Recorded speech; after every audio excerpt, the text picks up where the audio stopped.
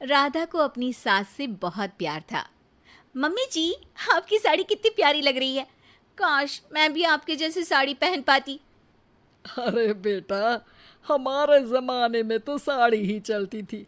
तू क्या करेगी साड़ी पहनकर? दिन भर भागा दौड़ी करती है। साड़ी कंफर्टेबल नहीं फील कराएगी। तू तो ऐसे ही जचती है बेटा। राधा सास को लेकर घूमने जाती, सैर करती और उनसे खूब बातें किया करती थी। एक दिन, अरे राधा और माँ सुनो, अब हम लोगों को बम्बई चलना पड़ेगा। मेरी नई नौकरी वहीं लगी है। अरे वाह माँ, कितना मजा आएगा ना। अरे नहीं नहीं, मैं नहीं जाऊंगी। बड़ा शहर, बड़े लोग, मेरा दिल नहीं लगेगा। अरे माँ, मैं हूं ना आपके साथ। और सारा परिवार बड़े शहर में शिफ्ट हो जाता है। एक दिन, राधा, तू भी अब नौकरी में जाने लगी है। मैं तो बोर हो जाती हूँ। सोच रही हूँ आसपास की औरतों से दोस्ती कर लूँ। हाँ हाँ माँ, और क्या, यहाँ की औरतें तो किटी पार्टी और बहुत सी फन लविंग एक्टिविटी करती हैं। तो बेटा, दो चार फन लविंग से मुझे भी मिलवा देना। बहू सास के साथ बाहर निकलती है तो देखती है कि सास की उम्र की जो औरतें टहल रही हैं, उनका पहनावा ओढ़ावा सास से बिल्कुल अलग है। लेकिन फिर भी राधा एक औरत को रोकती है। Hello aunty, how are you? Oh great darling. Aunty, हम लोग यहाँ नए शिफ्ट हुए हैं। ये मेरी मम्मी है। क्या ये कल से आप लोगों को ज्वाइन कर सकती हैं? वो औरत सास की तरफ बड़ी ही अजीब नज़रों से देखती है, फिर कहती है, अब ठीक है, कल से भेज देना। सास समझ जाती है कि उस औरत को वो ठीक नहीं लगी, लेकिन फिर भी वो कुछ नहीं बोलती। अगले दिन, अरे माँ, अच्छी सी साड़ी पहनकर तैयार होकर जाइए। आपको आपकी दोस्तों के पास जाना है ना।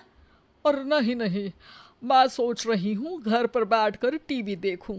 वैसे भी रामायण का नया एपिसोड आएगा। नहीं माँ, आप जाओ ना, लोगों से मिलो, बात करो, अच्छा लगेगा।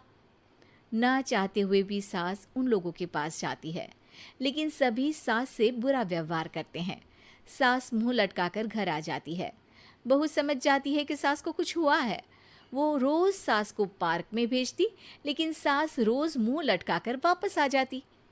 क्या हुआ माँ, आप बाहर जाकर खुश नहीं होती हैं?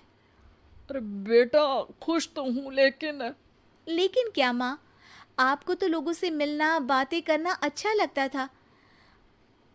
मैं देख रही हूँ कि आजकल आप बाहर से आती हैं तो परेशान सी दिखती हैं। सास कुछ नहीं कहती, अपने कमरे में चली जाती है। अगले दिन राधा चुपके से सास के पीछे पार्क में जाती है। हेलो, कैसे हैं आप लोग?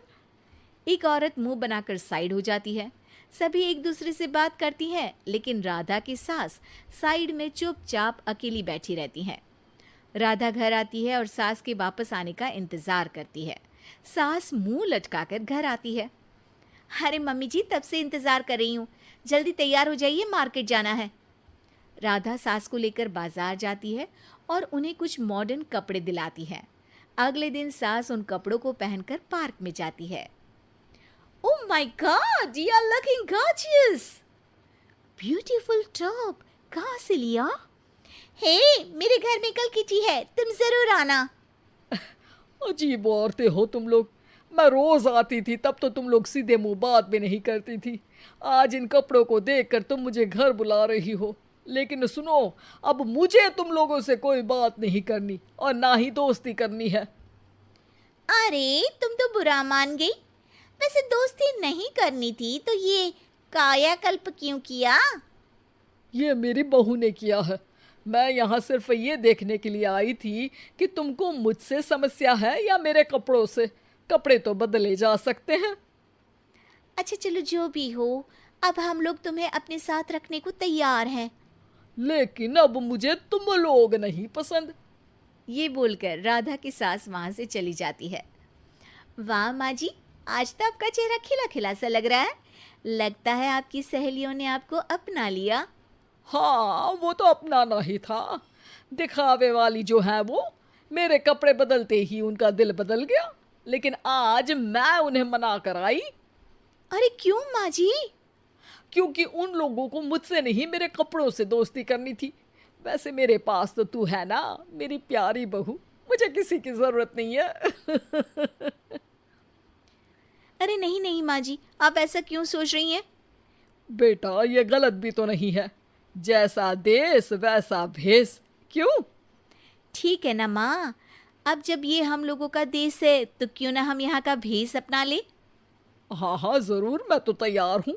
समय के साथ खुद को बदलने में कोई बुराई नहीं है,